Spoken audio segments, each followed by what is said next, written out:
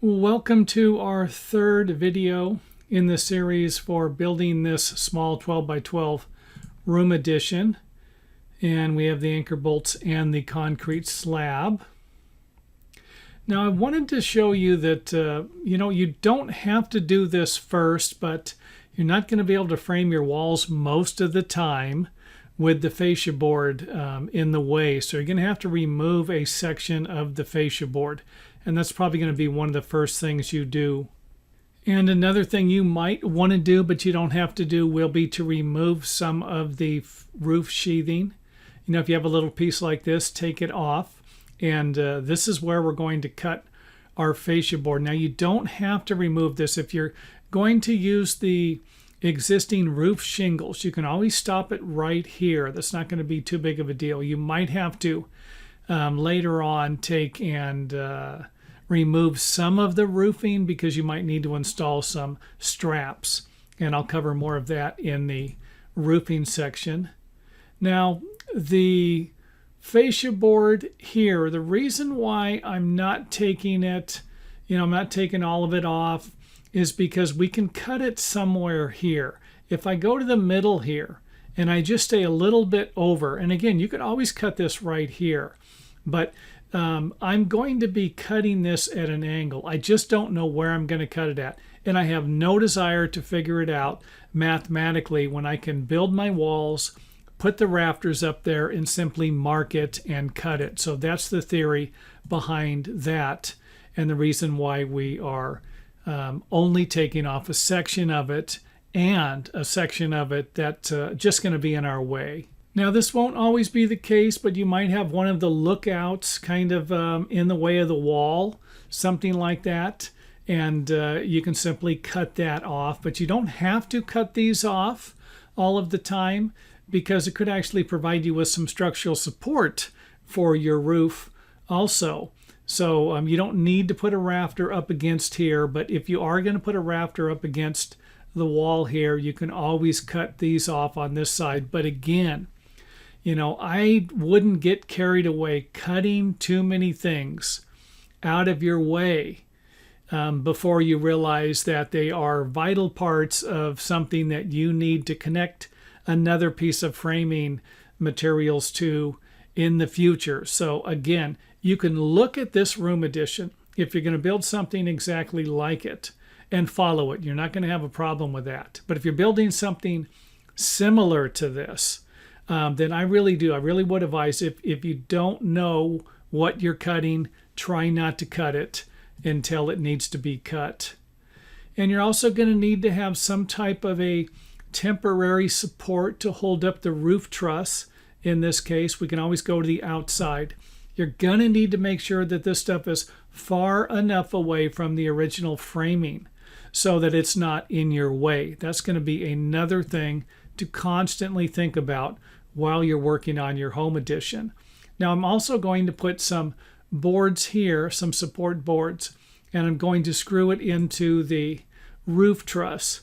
Just put some screws in there, and I'm not providing you with a bunch of nailing and screwing detailed information, because these are just meant to be examples. So what I did here was put some screws in. I got 6. You might want to put 10. You might want to drill a hole and put a bolt in there, to where you have a bolt and a washer or something like that. You might want to use larger lumber depending upon the weight of the roof.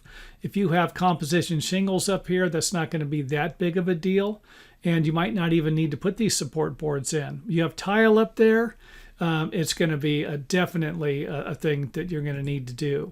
And here I just kind of space these out here. I'm going to have this board in here, so I just kind of equally space them out there. And then we can go ahead and remove our wall framing studs. And again, these boards are out of the way. We're going to put a beam in here. And if I was to put these boards or leave a couple of the support boards underneath, then you could see where it wouldn't work, wouldn't be able to get the beam in there. So keep that in mind. And let's go ahead and remove the corner section here. And of course, this will be the area where we're going to put our support post. I'm going to put a 4x4 in there, give you an idea of what this would look like. You're going to have to cut this also if necessary. Got to make room for the beam. Our supported boards. And I would recommend doing all of this if you can in one day. Remove the wall, get the support beam under there. That way you don't have to worry about the house falling down. And I mean, I always try to get all this stuff done as soon as possible. Hated to have an existing house hanging there, you know, in case something happened. Earthquake, you know, at least I'd have my support post in there. Now, I do want to point out that, and I've done this before in some of my other videos, if you don't need to just stop. This one here, you're going to need to stop it here. This one here, the beam can actually go into the wall a little bit. So I'm actually just going to stop it at the next framing stud. So if the next framing stud was here, let's say, I would stop it at this one and just run the beam all the way through if you have enough materials. You know, if from here to here is 14 feet, then put another wall framing stud in here and then use your 14-foot beam.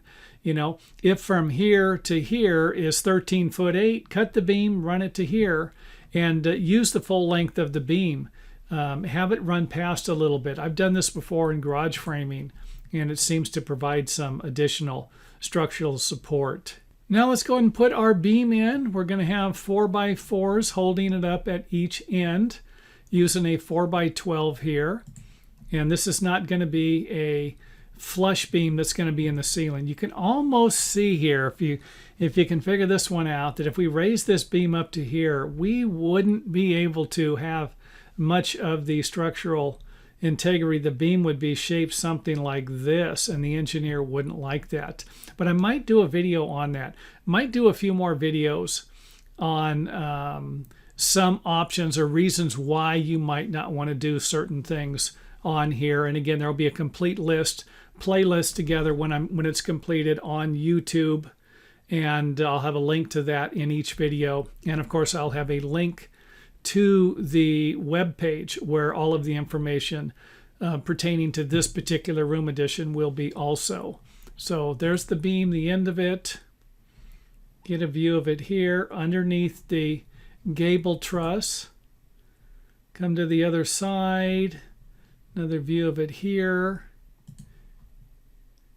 Go to the bottom. And again, we're 3.5 inches in because we're going to want our wall framing to die into this part right here.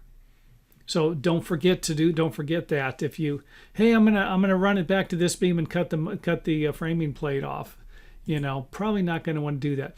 Might not be a big deal, but we don't want to do that. Go ahead and frame our walls. Try and do it that fast out in the field, huh? We have our midspan blocking trimmers. Let's go ahead and zoom into putting a strap, and you can strap this in a variety of different ways. I'm just simply putting a strap on top of here and bending it over at a 90-degree angle and then tying it into the beam to get a nice plate, framing plate to the wall connection. And then you can always put another strap down here to connect the beam to the post, and you could always use the column caps.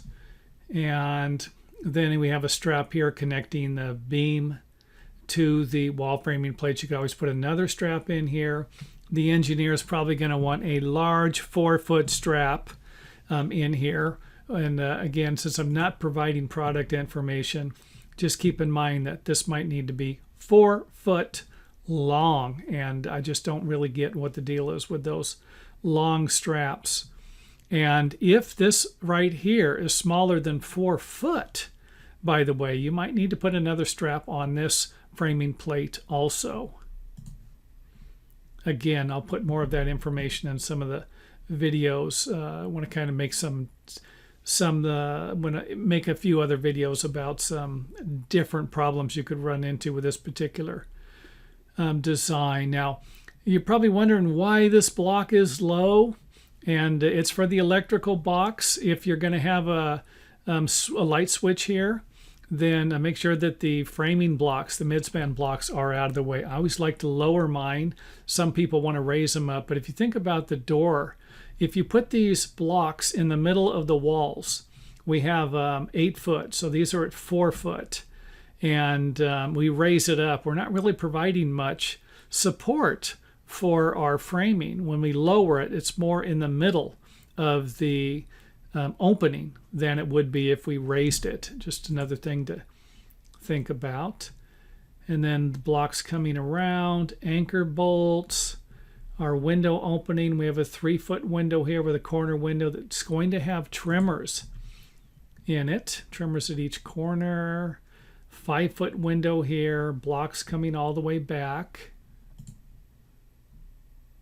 View of the outside,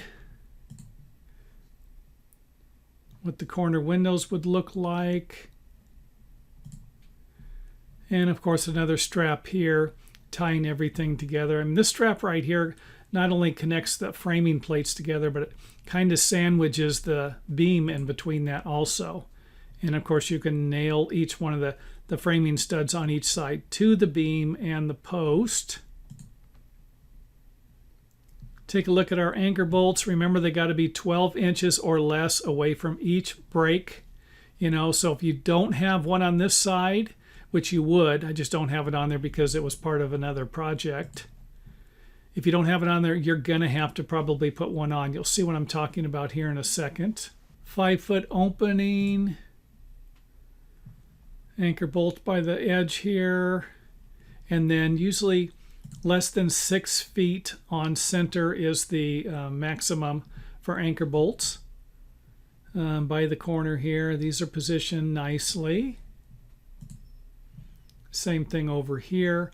And here's what I'm talking about. If we come around here and we cut our sill, and we might have had an anchor bolt over here, and we don't have one within 12 inches of the break, there's a very good chance that the engineer is going to want you to drill a hole into the concrete and put some type of an epoxy bolt in there. So another thing to consider. And this about wraps up our video.